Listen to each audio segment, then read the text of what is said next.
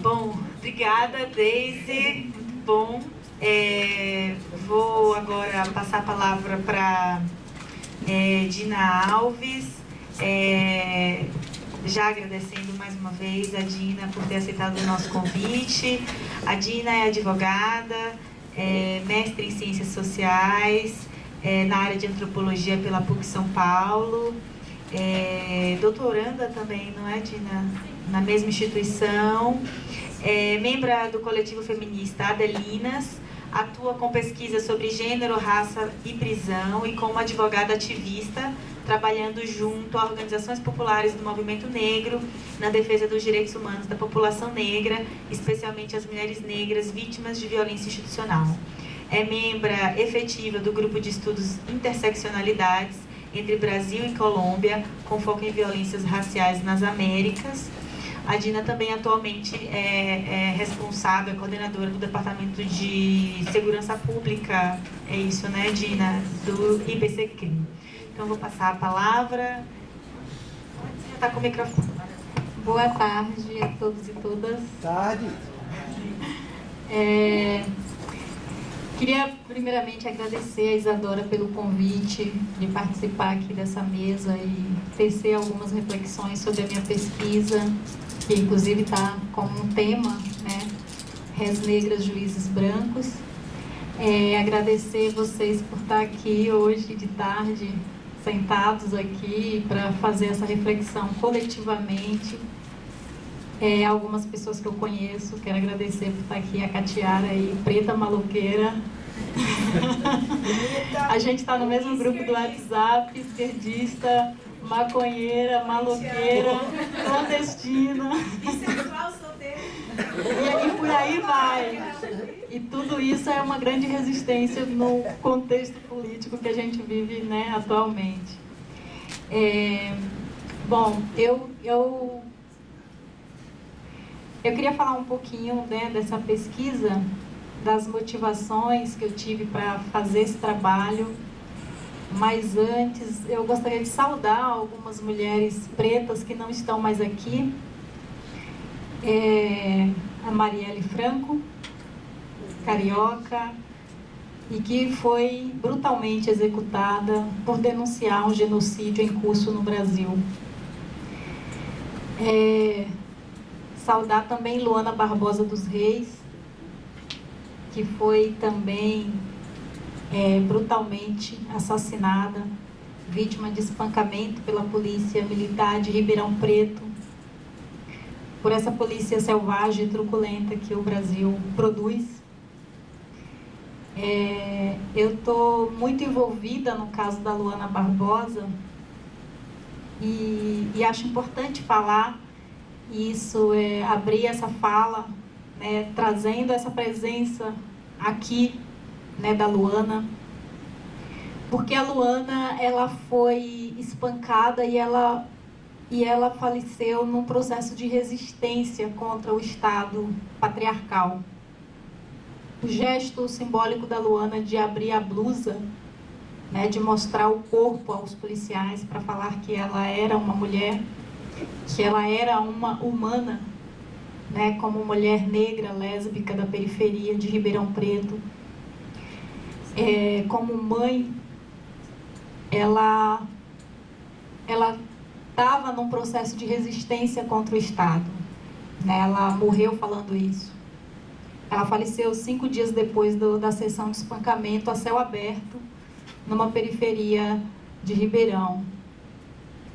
Assim como é comum tantos, né, velórios nas ruas e sessão de espancamento, tanto de mulheres quanto de homens, de jovens em especial. O caso da Luana, ele está numa fase ainda de ouvir as testemunhas e acompanhar esse caso de perto, para mim, é ter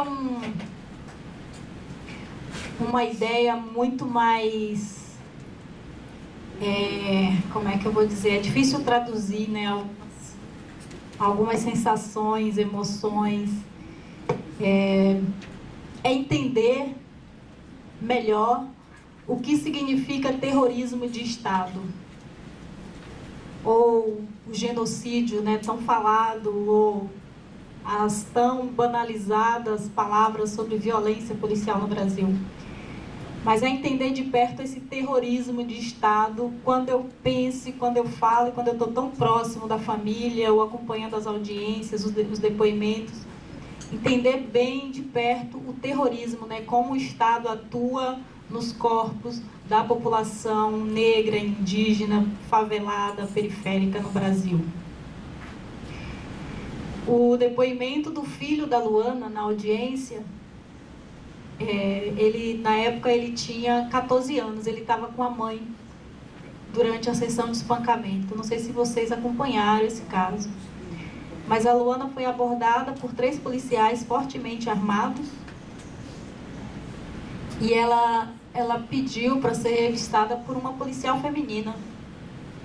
E quando os policiais não chamaram a policial e tal, ela levantou a blusa e mostrou: eu sou mulher. E aí o filho foi retirado de perto dela para não ajudar a mãe, e aí começou essa sessão de espancamento. A Luana foi espancada algemada, colocada na viatura, e ela não conseguiu assinar o termo de culpa elaborado contra ela, inclusive, porque a Luana foi acusada de agredir os 3 policiais. A delegada que estava de plantão, no depoimento, ela fala que a Luana não chegou machucada na delegacia. A Luana estava com um inchaço nos olhos, o corpo cheio de hematomas, o olho inchado e um inchaço na cabeça. E não conseguia falar e não conseguia assinar. Então, quem assinou o termo de culpa da Luana foi a irmã, que chegou logo depois e segurou na mão da Luana para assinar, para ser liberada da delegacia. E a Luana faleceu 5 dias depois. E o filho da Luana, no depoimento, ele não conseguia falar. E foi ali que eu consegui entender um pouquinho esse terrorismo, porque ele tinha um tipo de um engasgo, que ele falava e tentava engolir alguma coisa. Ele tinha um engasgo persistente. Ele não chorava, mas ele tinha muita dificuldade de expressar e de trazer, né, de 2016 até agora, trazer as informações, reviver tudo que ele tinha visto ali, né, durante o momento que a mãe estava sendo espancada e ele sendo obrigado, inclusive, a assistir de perto tudo aquilo com um fuzil apontado para a cabeça dele. E aí eu trago o caso da Luana, porque eu acho que é isso, né? É a abolição inconclusa, né? É uma farsa histórica que esse país vive para esses grupos sociais, né? Para nós, negros e negras, especialmente, que compõem os maiores índices de assassinatos pela polícia, né, nos autos de resistência. Para nós, negros e negras faveladas das comunidades, das periferias, que somos vítimas das intervenções militares. Então, acho que a Luana Barbosa é um caso emblemático e muito simbólico para falar sobre, né, esse tema dessa mesa. E por isso que eu saúdo a Luana Barbosa aqui. Essa pesquisa, eu comecei falando que eu tive algumas motivações. Bom, a primeira motivação que eu tive para fazer esse trabalho, que é uma pesquisa de mestrado que eu fiz em 2013, foi a minha própria experiência pessoal, né, de onde eu vim.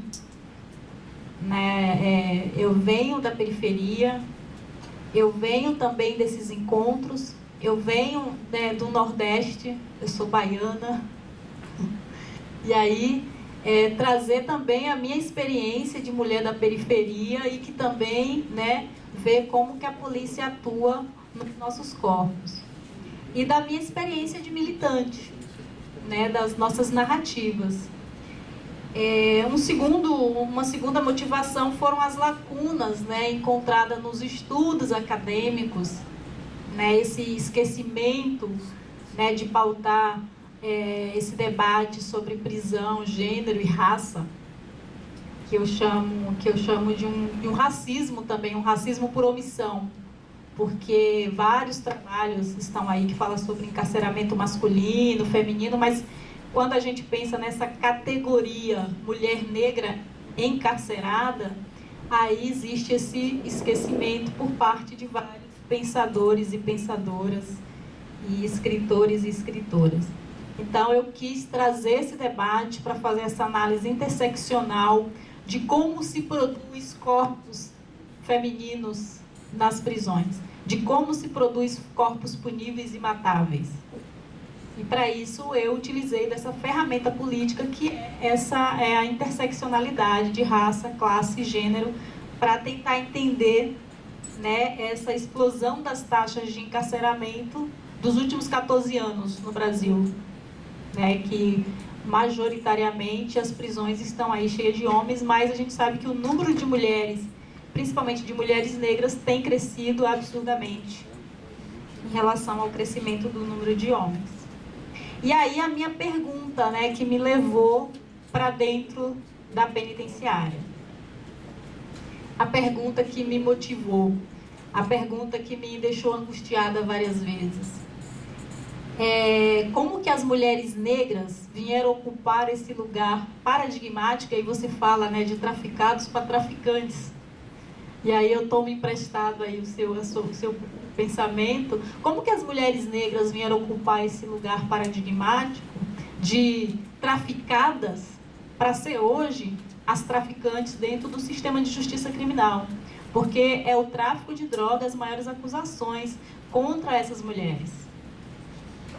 Esse foi um achado importante da minha pesquisa. Mais de 60% das mulheres são acusadas de tráfico e é o que motiva as suas prisões. Então essa foi uma pergunta importante para mim. Eu quis entender. E aí alguns achados, por exemplo, as mulheres que eu tive os encontros dentro do sistema são mulheres pobres, são mulheres oriundas das periferias de São Paulo, são mães, todas elas têm filhos. Os filhos, a maioria, está em casa de acolhimento por conta do momento da prisão, então são imediatamente já retirados, né, do seio familiar. São mulheres jovens, muitas mulheres jovens, isso também se estende aos homens, né, para compor a população carcerária. Mulheres lésbicas. E então esse perfil, né, dessa pequena amostra da pesquisa, que foram 10 mulheres entrevistadas, ela se estende também para um perfil dessa população carcerária, né, desse mais de 700 mil pessoas encarceradas no Brasil. E aí eu me utilizei inclusive de um conceito que várias feministas negras como Angela Davis, Patricia Hill Collins, Julia Sudbury, elas falam de um fenômeno da feminização da pobreza e racialização da punição, para entender, né, esse encarceramento em massa nas nações da diáspora. Né, elas estão falando no contexto norte-americano, e aí eu trago também esse conceito para entender um pouco essa feminização da pobreza, ou seja, são maioria de mulheres pobres, são mulheres expulsas, né, dessa economia neoliberal, mulheres desempregadas ou mulheres que trabalham como faxineira, ou seja, não tem renda, e encontra nessa ponta desse microtráfico uma forma de sobrevivência. Então, e a racialização da punição, ou seja, a maioria das mulheres não são brancas. A maioria. Quando eu entrei a primeira vez na penitenciária, num primeiro momento, a minha pesquisa, eu tinha interesse de fazer um trabalho comparativo, né, entre mulheres negras e mulheres brancas, para entender como que é distribuída a punição em São Paulo. E aí eu vi que não, eu vi que tinha que fazer um outro percurso etnográfico para entender melhor. Então eu fui entender melhor as trajetórias de vida das mulheres entender as trajetórias carcerárias dentro do sistema e entender também como é o olhar do judiciário brasileiro sobre esses corpos negros dentro do sistema. Por isso, Res Negras, Juízes Brancos. Uma outra evidência importante dentro do trabalho foi justamente essa colonialidade da justiça, né, que eu trago como uma denúncia mesmo, né, como uma forma de escancarar essa justiça brasileira e esse olhar branco do Poder Judiciário. Então, eu fui acompanhar alguns processos, né, analisar os processos dessas mulheres e ver como são essas narrativas forenses. A mesa anterior, ela me contemplou muito porque dialogou muito com a minha pesquisa, porque eu encontrei várias narrativas lombrosianas para justificar as punições. Por exemplo, os juízes se utilizam de elementos subjetivos, como personalidade deformada para o crime, para justificar prisões dessas mulheres. Para falar, olha, essas mulheres elas já têm essa tendência ao crime. É muito subjetivo isso, como que você motiva uma punição de 8 anos para uma pessoa que estava com 3 pedras de crack, que foi um caso que eu encontrei, para falar, olha, ela tem a personalidade voltada para o crime. E tem que estar encarcerada e é 8 anos a punição como traficante. Então, são elementos que, fazendo a análise da formação do pensamento criminal brasileiro, eu fui buscar nas teorias da eugenia a justificativa para entender por que os juízes se utilizam, né, dessas narrativas forenses para justificar as punições. Uma outra evidência também foi esse regime, né, esse regime de dominação racial, em que as mulheres negras são mais presas porque são mais vigiadas pelo sistema de justiça. Ou seja, a polícia ela não está no Morumbi. A polícia não está em Itaim Bibi. A polícia não está em Jardins. A polícia está na quebrada. E é na quebrada que ela prende. E é na quebrada que ela encontra, né, a droga. É na quebrada que ela vai encontrar 16 gramas de maconha e 3 pedras de crack. É na Cracolândia, é debaixo do viaduto do Glicério.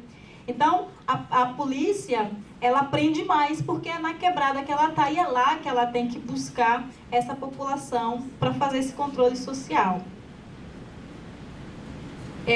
Uma outra evidência importante, que é muito importante, porque falar de encarceramento em massa e a gente não falar sobre a economia que se desenvolve em torno do encarceramento em massa, é impossível. A gente tem que falar disso, né? Que aí a importância de eu falar isso no meu trabalho é justamente situar o Brasil dentro desse complexo industrial prisional global nas Américas, né? A gente hoje está com mais de 700 mil pessoas encarceradas. Não existe nenhuma política de desencarceramento da população carcerária brasileira. Não por parte do governo, do Estado. Existe um ativismo pequeno, né, que é a agenda pelo desencarceramento, as 16 medidas do IBCCRIM+, e que, na verdade, são medidas para fazer cumprir a lei de execução penal. Mas por parte do Estado não existe. Então, da forma como está, né, o crescimento absurdo, né, da entrada dentro do sistema, a gente vai estar daqui a pouco com quase 1 milhão de pessoas presas. Então, se não existe um programa de desencarceramento, a gente tem sim que falar sobre a economia da punição, que está em torno do encarceramento em massa. E aí situar o Brasil nesse lugar, né? Ali lado a lado com os Estados Unidos. Lado a lado com os Estados Unidos. E pensar quem é que lucra. Quem é que lucra com o encarceramento e quem é que lucra com as mortes no Brasil. Eu acompanhei alguns familiares, que é o meu trabalho atual, né, puxando cadeia junto, que é acompanhar mulheres de presos. É acompanhar até a prisão, fazer todo esse percurso, entender essas trajetórias. E aí existe toda uma economia de fato que se desenvolve, desde o pagamento na pensão, desde o aluguel do caldeirão para fazer o alimento na madrugada inteira para levar até a prisão, desde o aluguel para deixar a sacola que não pode entrar porque chegou naquele dia e a sacola não é adequada, desde a compra do cigarro, né? Isso a gente está falando de uma microeconomia, né? De alguém também que está ali, que está vendendo e que tem que sobreviver também. Mas a gente também pensar o quanto que as empresas lucram e devoram recurso público com cada preso que está dentro do sistema.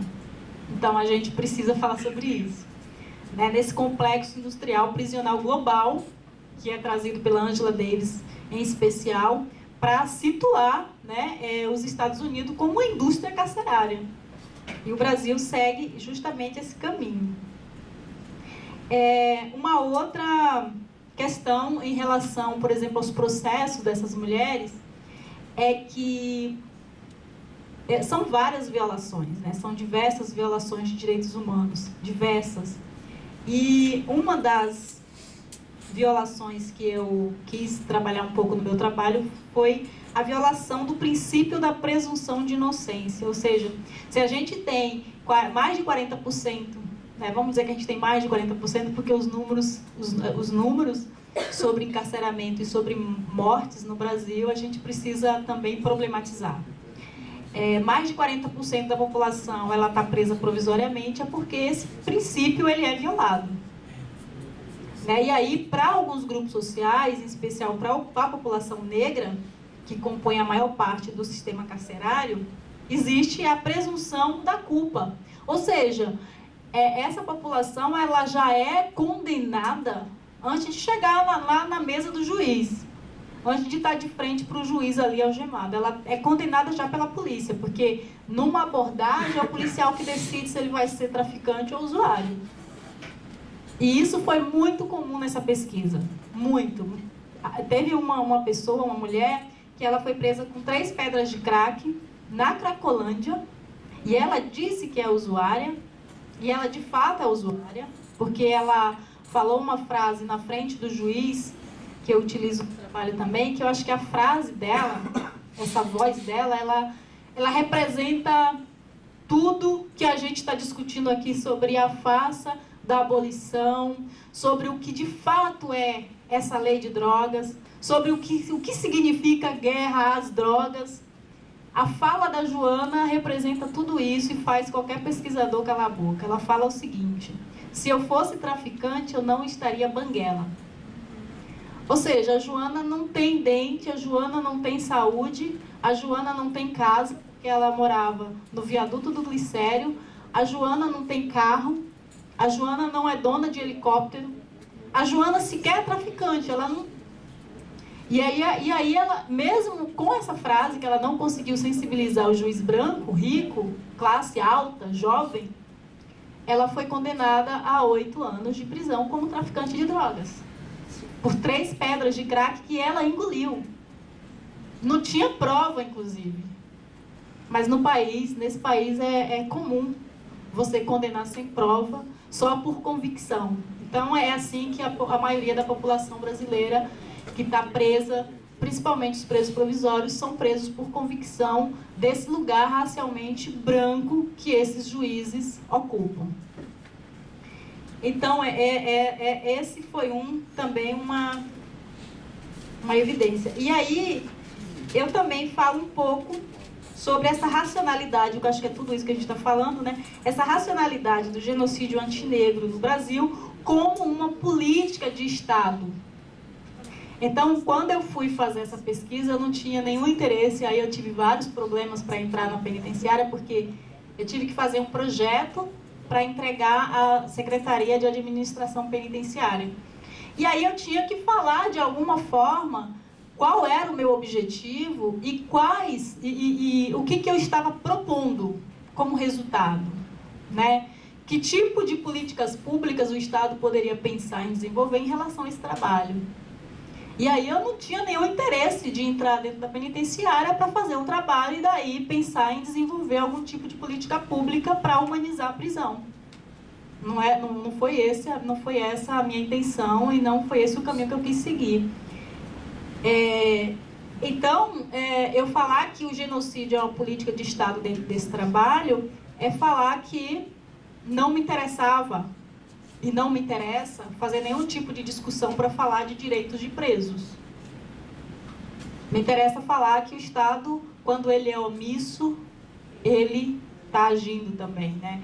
Então, quando o Estado deixa de atuar na periferia para prestar uma assistência ou uma garantia de direito, isso já é intencional. Nem sei se é omissão, se a gente poderia falar como omissão, ou como uma política genocida e a forma, né, as multifaces do genocídio, como que ele atua, no matar e não deixar morrer, né, que na verdade é uma necropolítica, é uma política da morte e que atua de várias formas. E dentro do sistema, né, nesse projeto de extermínio da população, é uma das faces, talvez a mais perversa, do genocídio antinegro, que é o extermínio dessa população no encarceramento.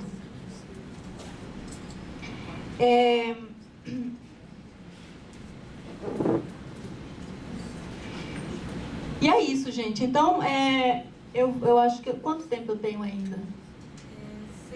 6 minutos. Eu vou, então, finalizar, que eu acho que eu consegui falar tudo o que eu queria sobre a pesquisa. E,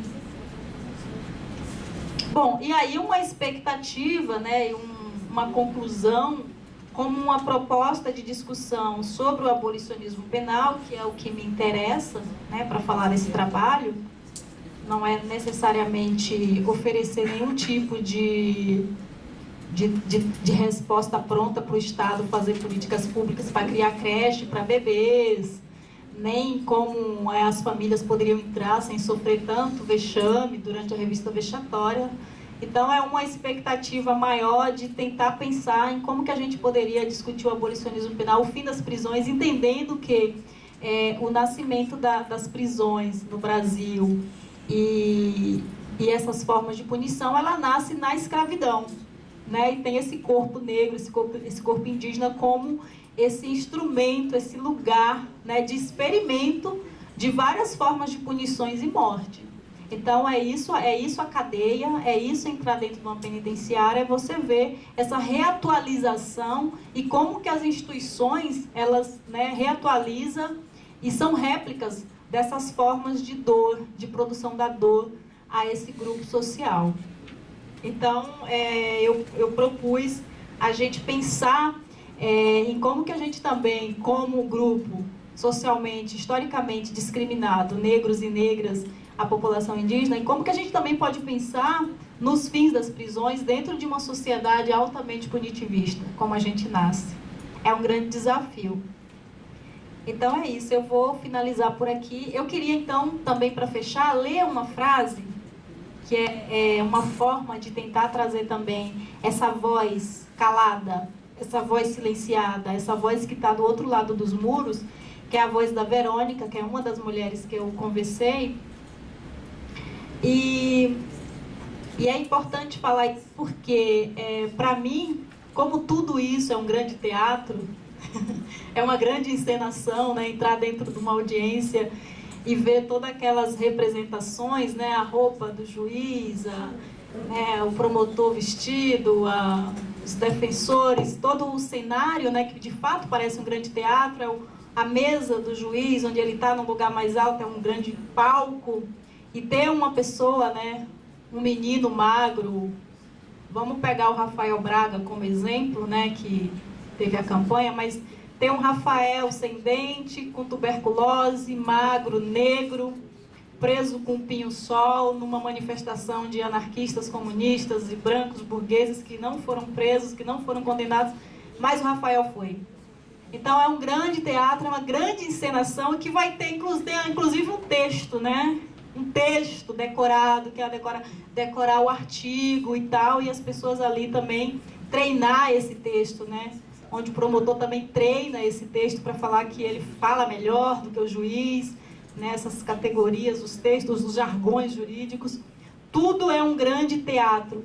E eu acho que esse teatro de dominação racial, que é o sistema de justiça no Brasil, ele é a fala da Verônica. É a fala da Verônica. É só a gente imaginar essa cena teatral em que essas pessoas que são encarceradas e condenadas não foram convidadas para participar do teatro. Elas não assinaram um contrato para